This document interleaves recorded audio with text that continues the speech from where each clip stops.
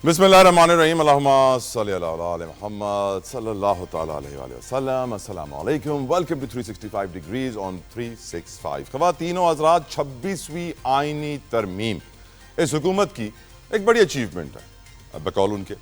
और इस 26वीं आईनी तरमीम के बाद बहुत सारे तवक्कुआत थी, वादे थे जो वफा ना हो पाए।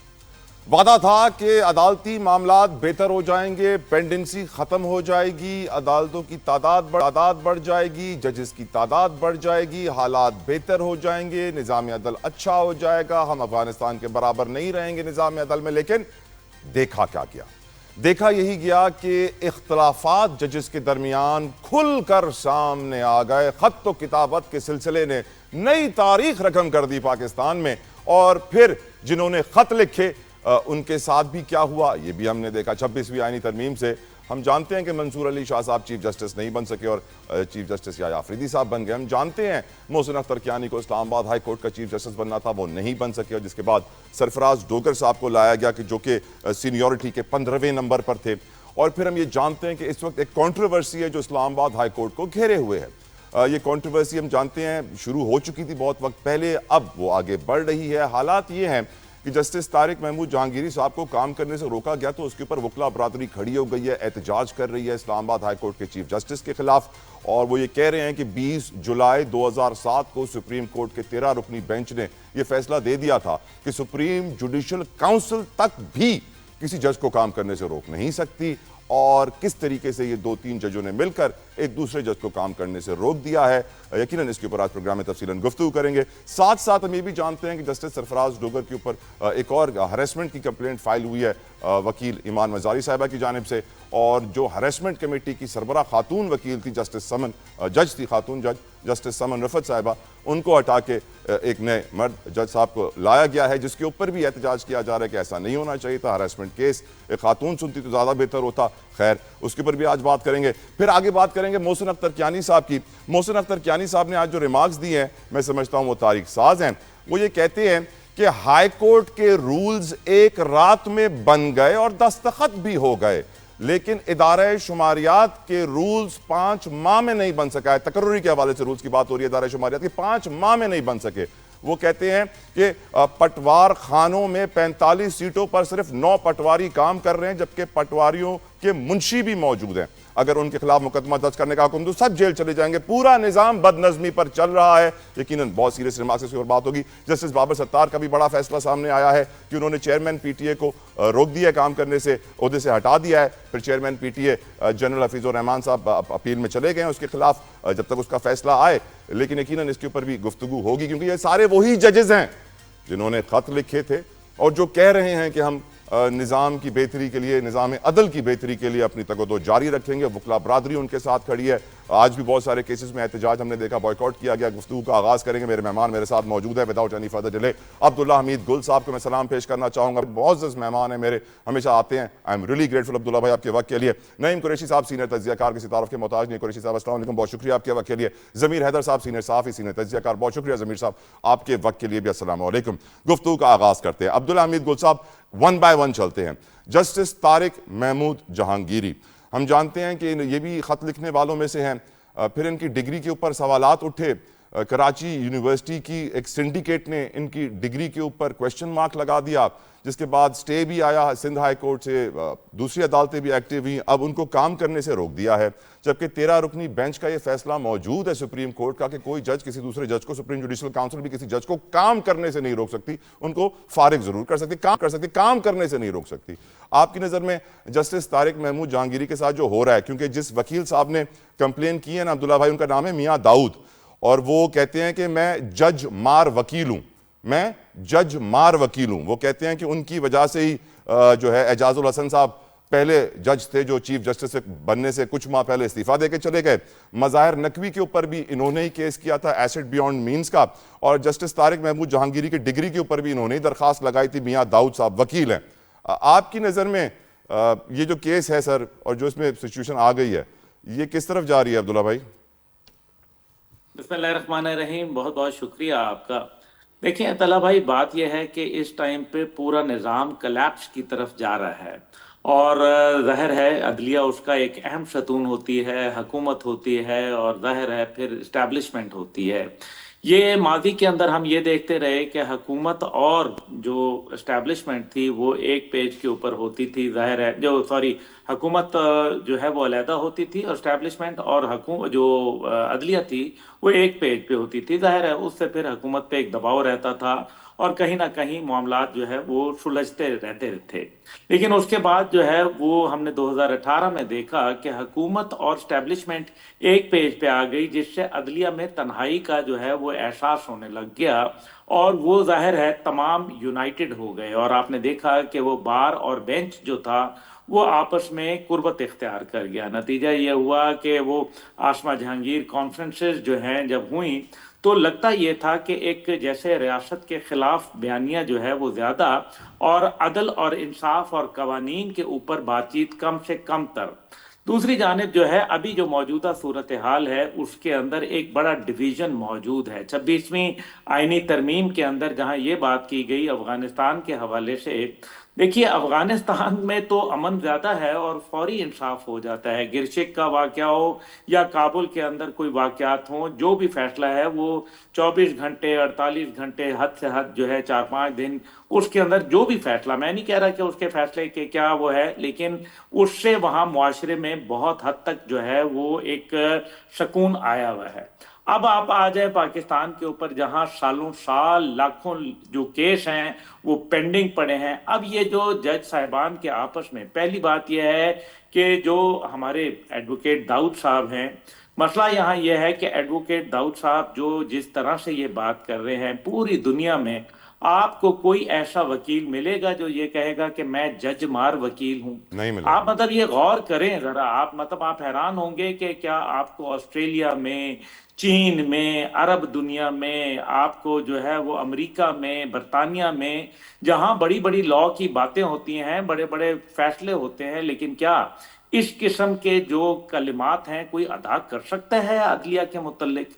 تو اگر عدلیہ کا جو ایک احترام ہے وہی ختم ہو جائے تو پھر عام آدمی کہاں جائے؟ نمبر 1۔ نمبر 2 یہ ہے کہ یہ کہہ دینا کہ جناب فلانی جج صاحبہ ہوتی تو ہراسمنٹ کا کیس جو ہے، کون سا ہراس کیا ہے؟ پہلے تو یہ پتہ چلے نا جی۔ دیکھیں اگر عدالت میں سب لوگوں کے سامنے ایک بات ہو رہی ہے اور جج کا پریروگیٹو ہے کہ وہ کوئی سوال پوچھ سکتے ہیں، بات کر سکتے ہیں، اگر کوئی فرض کریں کہ جو مرد جج ہیں وہ اگر مردوں سے کوئی بات کریں تو کیا پھر وہ ہراسمنٹ کے اس کے اندر نہیں آئے گا؟ کتنی کتنی باتیں ہو جاتی ہیں، کتنے کتنے سخت اور تلخ جملے جو ہے وہ ادا کر دیے جاتے ہیں۔ مسئلہ یہاں یہ ہے کہ یہ ایک جو بال ان رولنگ آیا ہوا ہے، بڑا افسوس ہو رہا ہے یہ آپس کے جو لڑائیاں اور پھر ڈائریکٹ سپریم کورٹ کے احکامات کی خلاف ورزی ہونا، یہ وہ باتیں ہیں جس سے پورا نظام عدلیہ جو ہے وہ تلپٹ ہو جائے گا۔ اور وکلا برادری کو چاہیے کہ اس ٹائم پہ بار اور بینچ کے درمیان میں جو ہے وہ کمزوریاں نہ پیدا کریں، کیونکہ اگر یہ کمزوریاں پیدا کریں گے اور اگر جو ہے بینچ کو کچھ ہوا تو بار نہیں بچے گی، یہ یاد رکھیے۔ اور پھر ملک کو تعمیر کرنے کی جو ہے ہمیں صلاحیت ہونی چاہیے اس سارے معاملے میں۔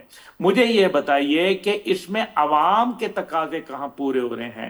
وہ لوگ جن کو دنوں دہاڑے جو ہے وہ ان کو عزتوں کو تار تار کر دیا جاتا ہے، وہ لوگ جن کی جو ہے تمام جمع پونجی ڈکیت لے جاتے ہیں، ان کے مقدمے تو سال ہر سال جو ہے وہ تعطل کا شکار ہوتے ہیں، جن کے بچوں کو قتل کر دیا جاتا ہے بیچ بازار۔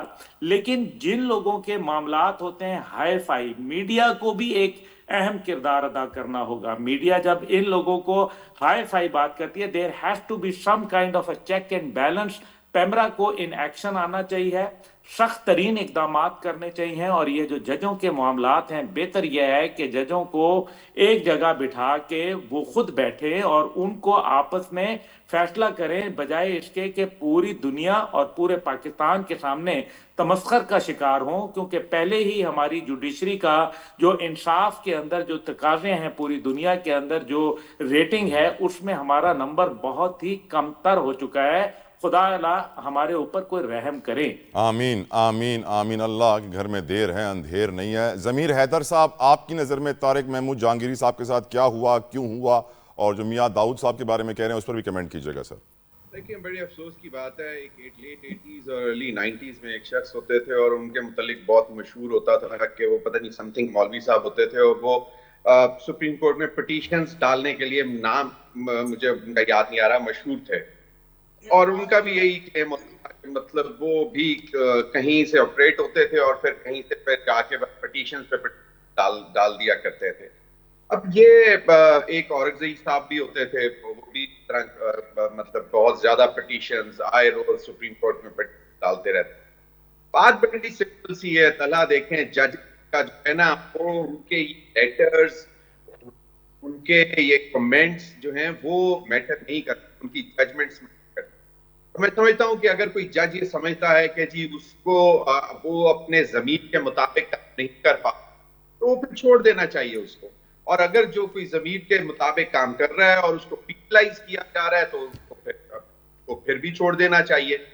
بات یہ ہے کہ ہمارے ہاں یہاں سوسائٹی میں اب ہر چیز کو اتنا زیادہ کنٹروورشل بنا دیا گیا ہوا ہے، چاہے کوئی بھی آپ اٹھا دیں اس کو انتہائی کنٹروورشل بنا دیا گیا ہے. اب جوڈیشری جو ہے جس کے اوپر آخری نظر ہوتی ہے اللہ کے بعد، جو ہے وہ جوڈیشری کے بعد کے اوپر نظر ہوتی ہے کہ جی انصاف ہمیں یہاں سے ملے گا، اور اگر نہیں ملتا تو پھر آپ سے بتائیں کیا، جو کہ بیسکلی انصاف اگر نہ ملتا ہو تو سوسائٹی میں بے روی، کرائم، کرپشن، سب کچھ زیادہ پھلتی پھولتی ہے.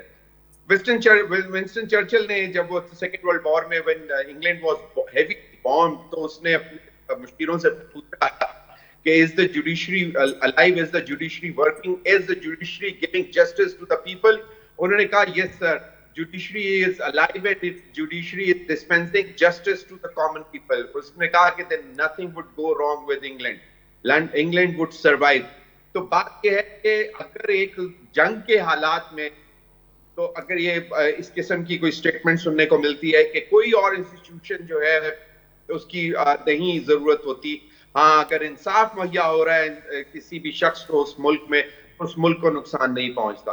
ہمارے ملک میں اب افسوس کی بات یہ ہے کہ جو انصاف لینے جا رہے ہیں وہ بھی کنٹروورشل ہیں، اور جو دے رہے ہیں وہ بھی کنٹروورشل ہو گئے ہیں. ہمیں چلیں یہ تو چلیں بڑے ہائی فائی کیسز کے اوپر بات ہوتی ہے نا، چھوٹے چھوٹے لوگ جو کیسز ہیں ان کا کیا قصور ہے بیچاروں کا؟ وہ کس بات کی ان کو سزا مل رہی ہے کہ جناب آپ کے بینچ ہی نہیں کمپلیٹ ہوتے ہیں، اگلے دن ایک دن میں بینچ بدل جاتا ہے، رولز بدل جاتے ہیں. وکلا جو ہیں بیسک دیکھیں، وکلا نے اپنی روزی روٹی کمانی ہے بینچ کے سامنے، چاہے وہ کسی کا بھی پروسیکیوٹر ہو یا ڈیفense لائر ہو، جو بھی ہو. تو وہ اب ہم یہاں پہ جو حالات دیکھ رہے ہیں کہ اگر وکلا یعنی کہ بار جو ہے وہ اگر اتنا زیادہ پولیٹیسائز ہو جائے گی اور ان چیزوں میں پڑ جائے گی، تو پھر عام آدمی کو انصاف کون لے کر دے گا؟ کوئی اور وکلا تو نہیں آئیں گے نا آسمان سے، تو وہ نئے وکلا نہیں اتریں گے. یہی ہے بار جو مطلب کسی بھی بڑے ایشو کے اوپر جو ہے وہ بائیکاٹ بھی کر دیتی ہے، کا سب کچھ کر دیتی ہے. بات یہ کہ ٹھیک ہے میں مانتا ہوں کہ بار اور بینچ کا بہت قریبی تعلق ہے، لیکن دونوں کا اپنا اپنا کام ہے. بھئی آپ نے کیس لڑنے جانا ہے، اس بینچ نے فیصلہ سنا، آپ کا کہاں پہ کوہیژن کہاں پہ ہونا ضروری ہے؟ کوئی ضروری نہیں ہے، کوئی دوستی تعلقات خیال نہیں. آپ کا سمپل اور سمپل انہوں نے عدل دینا ہے انصاف کے مطابق، قانون کے مطابق. آپ نے لائر نے عدل مانگنا ہے انصاف اور قانون کے مطابق. تو مجھے یہ سمجھ نہیں آتی ہے کہ ہم کن چیزوں کے پیچھے پڑ چکے ہوئے ہیں. عام آدمی کا ہمیں خیال بالکل نہیں ہے کہ اس کو انصاف کیسے ملے گا، کون دے گا اس کو انصاف. ہم یہاں پہ، میں پھر دوبارہ کہتا ہوں کہ اگر آپ ججز سمجھتے ہیں کہ آپ کو کام صحیح طرح کر نہیں دیا جا رہا تو بھی چھوڑ دیں یار، چھوڑ دیں. اور پھر لوگوں کو چاہیے کہ اپنے پھر آئیں گے اور بھی آئیں گے. ہو سکتا ہے کہ پوری کی پوری پھر لائن ایسی بینچ پہ بیٹھی ہو جو کہ بیسکلی آپ سمجھ لیں کہ وہ جو ہے وہ انڈیپینڈنٹ نہیں ہوں گے. تو ٹھیک ہے، پھر اگر ایسا ہی ہے تو پھر ٹھیک ہے، جو عزت دار اور انڈیپینڈنٹ جج ہیں وہ باہر چل جائیں، بیٹھ جائیں، باہر جا چلے جائیں، چھوڑ دیں اور دیکھیں پھر ان لوگوں کا کیا ہوتا ہے، پھر کہاں پہ انصاف چلے گا. بالکل ٹھیک دیکھیں سر، اگر بالکل ٹھیک. اپ رائٹ ججز نہیں ہوں گے، اپ رائٹ اور انڈیپینڈنٹ ججز نہیں ہوں گے، تو آپ دیکھیے گا اس ملک کا بہت برا حال ہو جائے گا. خدا نخواستہ، خدا نخواستہ. ہو جائے گا، مجھے آپ کے جملے میں نا ہو جائے گا پہ اعتراض ہے، مجھے ہو جائے گا پہ اعتراض ہو چکا ہے، سب یہ اگری کر رہے ہیں. پھر بھی ابھی بھی ہم آزاد سانس لے رہے ہیں، کچھ نہ کچھ بات کر لیتے ہیں. طلحہ آپ کے ساتھ بیٹھ کر بات کر رہے ہیں، خدا نہ خواستہ اگر یہ بھی ختم ہو گیا تو پھر میں کہوں گا کہ ہو چکا. ٹھیک سر. نعیم قریشی صاحب، آپ کی نظر میں طارق محمود جہانگیری صاحب اور جج مار وکیل ہمارے معاشرے کے. جی بہت شکریہ جتوئی صاحب. پہلے تو میں یاد دلا دوں ضمیر صاحب کو کہ وہ مولوی اقبال حیدر صاحب ہوا کرتے تھے جن کا وہ ذکر کر رہے تھے اور نام یاد نہیں آ رہا. جی جی جی جی جی وہ بھی میاں داؤد کی طرح آئے دن ایجنڈے کے تحت پٹیشنز فائل کیا کرتے تھے. سب سے پہلی بات تو یہ ہے جتوئی صاحب کہ میں معذرت کے ساتھ عبداللہ گل صاحب سے یہ کہنا چاہتا ہوں کہ یہ وکلا کے آپس کے اختلافات ہرگز نہیں ہیں. یہ اصولی معاملات ہیں، یہ انصاف کا معاملہ ہے. اسی چینل پہ اسی پروگرام میں آپ ہی کے ساتھ اگر آپ کو یاد ہو 26ویں آئینی ترمیم کے بارے میں ہم مسلسل یہ بات کرتے رہے اور کہتے رہے کہ اس کے نتائج بہت خوفناک نکلیں گے. اور اس وقت جیسے آپ نے کہا کہ اس وقت یہ سب دعوے کیے جا رہے تھے کہ جی سپریم کورٹ میں پینڈنگ کیسز بہت پڑے ہوئے ہیں، 50-56 ہزار کیسز کے بارے میں بات ہو رہی تھی کہ وہ پینڈنگ پڑے ہوئے ہیں، آئینی کوڈ بن جائے گا تو وہ بڑی جلدی نکل جائیں گے اور عام آدمی کو بڑی جلدی انصاف ملے گا. ہم اس وقت بھی یہی کہہ رہے تھے کہ یہ عدلیہ کی آزادی سلب کرنے کی ایک تحریک ہے، ایک کوشش ہے، اور اس 26ویں آئینی ترمیم سے عام آدمی کی زندگی پر کوئی مثبت اثر نہیں پڑے گا. اور آج ہم دیکھ رہے ہیں نہ وہ پینڈنگ کیسز حل ہوتے ہیں اور نہ آئینی بینچ نے ایسا کوئی کام کیا ہے. اور جو بات ہم کہہ رہے تھے بار بار بہت سارے دوست نشاندہی کر رہے تھے کہ عدلیہ کی آزادی کرب ہو جائے گی، اور بالکل اس وقت ایسا ہی ہے. اسلام آباد کا ہائی کورٹ جو ہے ایک وقت میں اطہر من اللہ کی موجودگی میں، جسٹس اطہر من اللہ صاحب کی موجودگی میں ہم سمجھتے تھے کہ وہاں لوگوں کو انصاف مل سکتا ہے. جی ضمیر بھائی جلدی سے بریک لینی ہے. بس طلحہ مجھے ایک چیز نہیں سمجھ آتی کہ یہ ججز کے حوالے سے ٹھیک ہے کہ جی وہ آپس میں لڑ بھی رہے ہیں، ایک دوسرے کو جو ہے اس کی کرسیاں بھی کھینچ رہے ہیں، لیکن جب ان کو جب ان کو مطلب ایکسپلوڈڈ قسم کی سیلریز مل رہی ہوتی ہیں، آفٹر ریٹائرمنٹ کے پرکس اینڈ پریویلیج مل رہے ہوتے ہیں، اس وقت تو یہ سب اکٹھے ہوتے ہیں. اس وقت ان میں سے ایک بھی کھڑا ہو کے نہیں کہتا کہ یہ اس غریب عوام کا ٹیکس پیئر پیسہ ہے، اتنی ہمیں مراعات نہیں چاہیے، اتنا پیسہ نہیں چاہیے. ضمیر صاحب اس وقت وہ یہ کہتے ہیں کہ اگر ہم وکیل ہوتے تو ایک مہینے میں 10 کروڑ کما رہے ہوتے، وکیلوں کی اتنی کمائی ہوتی، ہم تو قربانی دے کر آئے ہیں، جج بنے ہیں. نہیں تو پھر وکیل ہی رہ جاتے نا. بالکل صحیح کہہ رہے ہیں، بالکل صحیح کہہ رہے ہیں سر، بالکل صحیح کہہ رہے ہیں ضمیر بھائی. 2010 میں سپریم کورٹ کے چیف جسٹس کی پینشن 5 لاکھ تھی، 2025 میں سپریم کورٹ چیف جسٹس کی پینشن 25 لاکھ ہے، اور 3 گارڈز بھی مل گئے ہیں ان کو فار لائف. اس بات سے پوری قوم واقف ہے کہ سپریم کورٹ میں جسٹس منصور علی شاہ، جسٹس منیب اختر خط و کتابت کرتے ہیں، اپنے رائے کا اظہار کرتے ہیں، اختلاف کرتے ہیں اور پرابلمز کو ہائی لائٹ بھی کرتے ہیں. اسی طریقے سے اسلام آباد ہائی کورٹ میں بھی ججز جو ہیں وہ بھی سب کو معلوم ہے، محسن اختر کیانی صاحب، بابر ستار صاحب، سردار اعجاز اسحاق خان صاحب، سمن رفعت صاحبہ، طارق محمود جہانگیری صاحب، یہ سارے وہ ہیں جنہوں نے خط و کتابت کی تھی اور اب بڑی مشکل میں آ رہے ہیں. خیر ہم یہ بھی جانتے ہیں کہ یہ وہ ججز ہیں جن کے پاس بڑے بڑے کیسز لگے تھے. فار ایگزامپل بابر ستار صاحب، آڈیو لیکس کیس ان کے پاس لگا تھا. اب انہوں نے ایک بڑا فیصلہ سنا ہے، چیئرمین پی ٹی اے کو عہدے سے ہٹانے کا فیصلہ ہے. چیئرمین ہیں جنرل حفیظ الرحمان صاحب اور ان کو ہٹا دیا گیا ہے. اب انہوں نے اپیل دائر کر دی ہے اور ایکسپیکٹ یہ کیا جا رہا ہے کہ 2 یا 3 ججز کا بینچ اس کیس کو سنے گا اور بڑے چانسز ہیں کہ ان کو بحال بھی کر دیا جائے گا، کیونکہ اگر ان کو ہٹایا گیا تو پھر چیئرمین نادرا کا مسئلہ آ جائے گا، دوسرے پرابلمز آ جائیں گے. اس کے اوپر پہلے میں بات کرنا چاہوں گا نعیم قریشی صاحب سے. نعیم قریشی صاحب، آپ اس فیصلے کو کیسے دیکھتے ہیں؟ کیونکہ یہ وہ چیئرمین پی ٹی اے ہیں جن کے دور میں ٹویٹر بند ہوا، انٹرنیٹ کی پابندیاں، اور ایمنسٹی کی رپورٹ کے مطابق ایک وقت میں 40 لاکھ لوگوں کی مانیٹرنگ بھی ہو رہی ہے. دیکھیے میں یہ سمجھتا ہوں کہ یہ اسلام آباد ہائی کورٹ کے جج جناب بابر ستار صاحب کا ججمنٹ ہے، اور بہت تفصیلی ججمنٹ انہوں نے لکھا ہے، اور میں سمجھتا ہوں کہ یہ بالکل درست ہے. اور جس طرح سے ہم بہت اہم اداروں کی سربراہی جس طرح سے ہم لوگوں کو دے رہے ہیں، تو حقیقت یہ ہے کہ اگر ان کی اپوائنٹمنٹ کو اسی طرح جی نعیم صاحب کنٹینیو پلیز. جی اگر اسی طرح اگر ان اپوائنٹمنٹس کو چیلنج کیا جائے تو حقیقت یہ ہے کہ بہت سارے لوگ اپنی سیٹوں پہ برقرار نہیں رہیں گے. بات یہ ہے کہ اس وقت پاکستان میں آپ جس ادارے کی طرف بھی نگاہ اٹھائیں، جس طرف بھی نگاہ ڈالیں، ہمیں صاف ہی نظر آتا ہے کہ ہمارے ادارے شکست و ریخت کا شکار ہیں. ہمیں اپنے اداروں کے نئے قواعد و ضوابط بنانے چاہیے اور ان کی حد بندی جو ہے وہ دوبارہ کرنی چاہیے. ہمارے ہاں ادارے اوور لیپنگ کا شکار ہیں. ہمیں پتہ ہی نہیں ہے کہ اپوائنٹمنٹس کہاں تھے، کس طرح ہوتی ہیں، کون سجیسٹ کر رہا ہے، کیا کر رہا ہے. نعیم صاحب سوال زیادہ ہیں اور اس راؤنڈ میں وقت کم ہوتا ہے تو میں آپ کے پاس دوبارہ آؤں گا. یہی سوال اب ضمیر صاحب آپ کی طرف، آپ کیسے دیکھتے ہیں بابر صاحب کے فیصلے کو، جسٹس بابر ستار صاحب کے فیصلے کو؟ طلحہ مجھے 14 اکتوبر کو ایگزیکٹلی 33 ایئرز ہو جائیں گے اس پروفیشن. ماشاءاللہ ماشاءاللہ. میں نے کیا اس کے بعد میں نے اپنا T V electronic media join کیا 2005 سے اب تک وہ کرتا آ رہا ہوں. اب مجھے ایک بات بتائیں کہ مجھے اگر کہا جائے کہ جناب آپ نے جا کے یہ ٹینک چلانا ہے، آپ نے یہ ایئر فورس کا جہاز چلانا ہے، آپ نے یہ بندوق پکڑ کے جو ہے اس طرح نشانے بازی کرنی ہے، لڑنا ہے. میں نے ایک ساری عمر پین سے کام کیا. میرا خیال ہے یہ کافی ہے کہ بس ٹھیک ہے.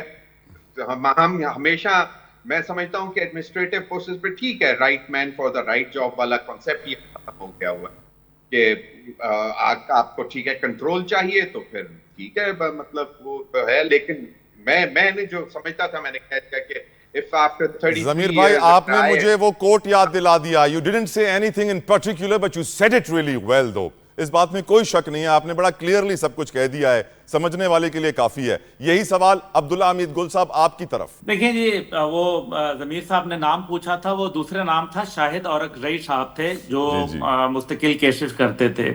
دوسری جانب جو ہے وہ اگر آپ یہ دیکھ لیجئے جس طریقے سے ابھی بات کی گئی، آپ یہ مجھے بتائیے کہ جب وکلا کھلے عام فائرنگ کرتے ہیں، جب وکلا جو ہے وہ جس انداز کے اندر گھراؤ جلاؤ کرتے ہیں، جب وہ قانون کی دھجیاں اڑاتے ہیں اور عدالتوں میں جا کے ججوں کو مارتے ہیں، کیا اس کو جسٹیفائی کر سکتے ہیں ہم؟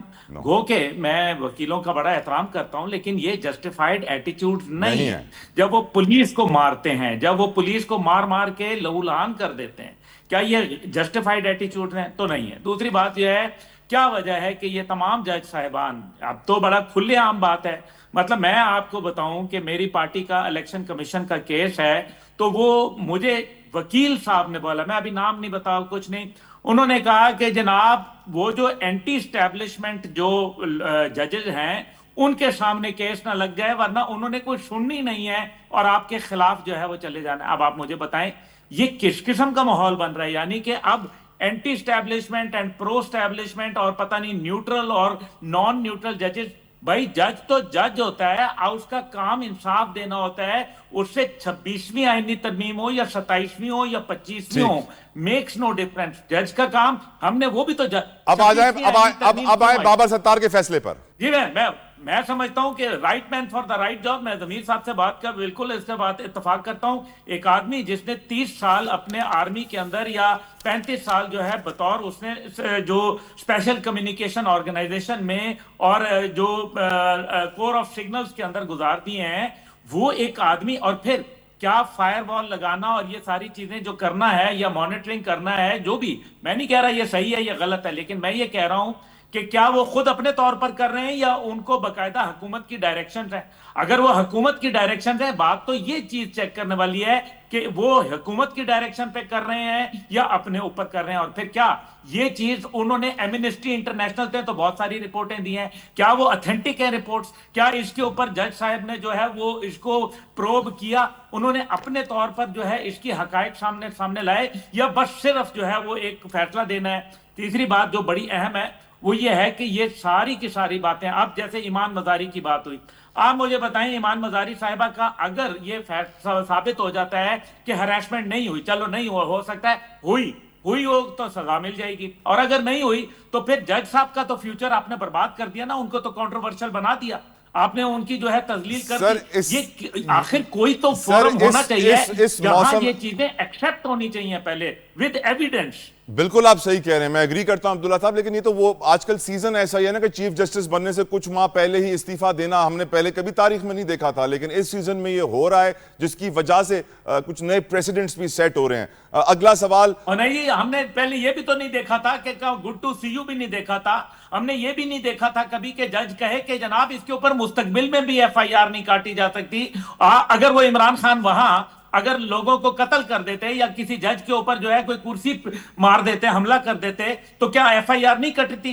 یہ چیف جسٹس صاحب تھے جو یہ فیصلے دے رہے تھے. صادق اور امین اللہ کے رسول کے علاوہ کوئی اور آدمی ہو سکتا ہے؟ نہیں. کیا بات کرتے ہیں, یہ کون سے جج تھے؟ اسلام آباد ہائی کورٹ کے سینئر ترین جج جسٹس محسن اختر کیانی کی عدالت میں سماعت ہوئی. سماعت تھی امپورٹنٹ کیس کی. کیس تھا فیڈرل بیورو آف سٹیٹسٹکس میں ہائرنگ کے حوالے سے کہ جو رولز ہیں, اور اس کیس کی دوران جو جسٹس محسن اختر کیانی نے جو ریمارکس دیے وہ انتہائی اہم ہیں جو میں اپنے مہمانوں کے سامنے رکھ کے ان سے ڈسکس کرنا چاہتا ہوں.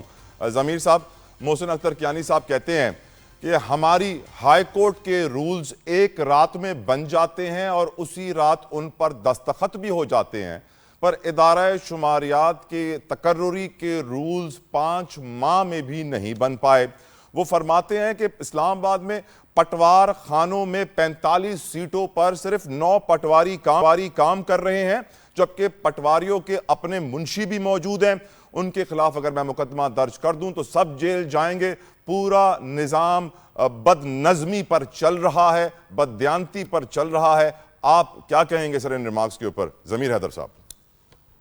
دیکھیں, فیڈرل بیورو آف سٹیٹسٹکس جو ہے نا وہ انتہائی اہم ادارہ ہوتا ہے جہاں پہ آپ کا ایک ایک چیز جو ہے وہ آپ کا فیوچر بتا رہی ہوتی ہے کہ جی اتنا جو ہے آپ کو پیسہ چاہیے ہوگا, اتنا آپ کما رہے ہو, اس کے بعد یہ آپ کی جو ہے مہنگائی کی شرح ہے, یہ آبادی کی شرح ہے. ایک ایک چیز آپ کے پاس جب تک دیکھیں ایک سٹیٹسٹکس نہیں ہوں گے تو آپ پلاننگ نہیں کر سکیں گے, اور جب آپ پلاننگ نہیں کر سکیں گے تو آپ کا ملک نہیں چل سکے گا.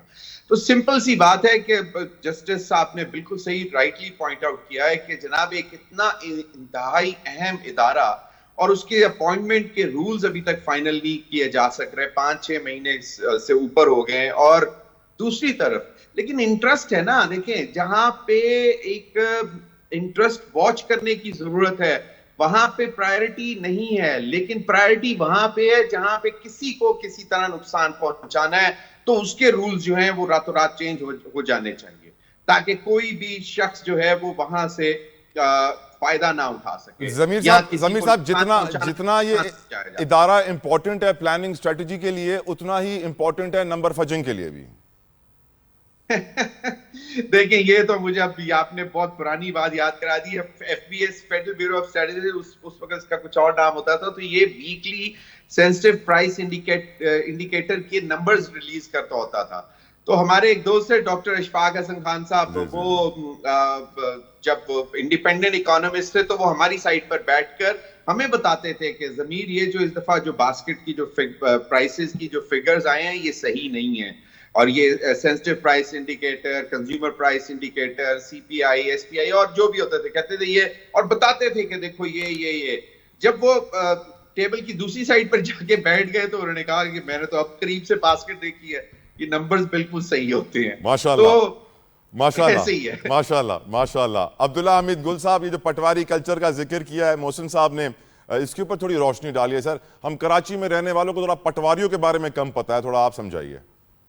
دیکھیں یہ پٹواری بادشاہ ہوتا ہے, سیدھی سی بات ہے. وہ جب صدر ایوب خان جو تھے وہ فیلڈ مارشل بھی تھے, صدر بھی تھے, اور ظاہر ہے فوج کے سربراہ بھی تھے, تو انہوں نے جو ہے وہ ان کا ایک کال ہے کہ جناب پٹواری کو تو میں بھی جو ہے وہ راضی کرتا ہوں. راضی کرنے کا مطلب آپ سمجھ رہے ہیں, تو وہ راضی کرتے ہیں, ورنہ وہ زمین آپ کی ادھر سے ادھر کر دیتا ہے, کورا اور لٹھا اس کے اوپر. ابھی تک ویسے اب پنجاب کے اندر جو ہے دوبارہ اس کو ڈیجیٹلائزیشن کی طرف چل رہے ہیں, اچھی بات ہے, ضرور ہونا چاہیے, لیکن ابھی بھی یہ ایک نظام بڑا ہی گندا نظام ہے. اور یہی بنیادی طور پر جب آپ کے کوئی بھی جلسہ جلوس ہوتا ہے تو پٹواری سے لے کے جو ہے تحصیلدار, اور تحصیلدار سے جو ہے وہ آگے اسسٹنٹ کمشنر اینڈ سو آن, ان لوگوں کو کہا جاتا ہے کہ آپ فنڈ اکٹھے کریں. فنڈ اکٹھے جب وہ کرتے ہیں تو ظاہر ہے پھر جو کچھ وہ اپنے پاس رکھ لیتے ہیں, کچھ وہ آگے دے دیتے ہیں, اور اس پہ لوگوں کو پکڑ پکڑ کے لاتے ہیں, اور اس طرح آپ کو کامیاب جلسے جو ہیں وہ نظر آتے ہیں. حکومتی جلسوں کی میں بات کر رہا ہوں. تو یہ تو وہ بات ہے. دوسری جانب جو ہے وہ پٹواری کا جو نظام ہے, ان کے پٹوار خانے ہوا کرتے ہیں, اور پٹوار خانوں کے اندر ماں سوائے کرپشن کے اور کچھ نہیں ہوتا, اور لوگوں کو جو ہے بہت اذیت ہوتی ہے, دقت ہوتی ہے, تکلیف ہوتی ہے, اور ان کے سامنے لگتا یہ ہے کہ سارے بے بس ہیں. پھر یہ ہے کہ یہ ملٹی ملینئر ہیں, یہ کوئی معمولی لوگ نہیں ہوتے, ان کے پاس پیسہ اتنا ہوتا ہے کہ آپ کی سوچ سے بھی جو ہے وہ زیادہ ہوتا ہے, اور جب یہ ریٹائر ہوتے ہیں اس کے بعد یہ جو ہے اربوں کی جائیدادوں کے مالک ہوتے ہیں. لیکن ان سب کے باوجود میں سمجھتا ہوں کہ جج صاحب نے جیسا یہ بات کہی ہے یہ تو چلو اپنی جگہ, لیکن جسٹس محسن جو ہے ان کو چاہیے تھا کہ اس کے اوپر کوئی آپ جو ہے وہ فیصلہ سناتے, کوئی اس کا جو ہے وہ آلٹرنیٹ سلوشن جو ہے وہ پیش کرتے. اس سے زیادہ بہتر تھا, بجائے اس کے کہ صرف تنقید کرنے والے تو آپ اور میں اور دیگر ناقدین بھی بیٹھے ہوئے ہیں, لیکن اس کے اوپر عمل کرنا. اب ادارہ شماریات کی بات کر لیں, ادارہ شماریات جو ہے وہ اہم ادارہ ہے, لیکن کیا اس کے شمارے جو جتنی بھی اس کے شماریات ہیں کیا وہ عام آدمی تک جو ہے ان کی ایزی ایکسیس ہے؟ نمبر 1. نمبر 2 یہ ہے کہ کیا عام آدمی کو اس سے کوئی فائدہ ہو رہا ہے, اور کیا ان کی امپلیمنٹیشن ہے, یا صرف فیکٹس اینڈ فگر دینے کی خاطر تو جو چیزیں استعمال ہو جاتی ہیں, لیکن اس کا عملی طور پر, یعنی کہ حکومتی اتنے ڈپارٹمنٹس ہیں, یعنی کہ جس پتھر کو اٹھائیں اسی کے نیچے ملٹیپل ڈپارٹمنٹس موجود ہیں, لیکن ان کا کام جو ہے وہ آپ کو 0/0 نظر آتا ہے. Look busy do nothing. Look busy do nothing. Naeem Qureshi صاحب, آپ کی اس پہ رائے سر؟ بالکل میں اتفاق کرتا ہوں جو عبداللہ گل صاحب نے کہا, جو ضمیر صاحب نے کہا, بالکل ایسا ہی ہے. لیکن میں پھر رپیٹ کرتا ہوں کہ ہمارے ادارے شکست و ریخت کا شکار ہیں. آپ دیکھیے کہ حکومتی سطح پہ بھی ہمیں کوئی کوششیں نظر نہیں آتی کہ اداروں کو ٹھیک کیا جائے.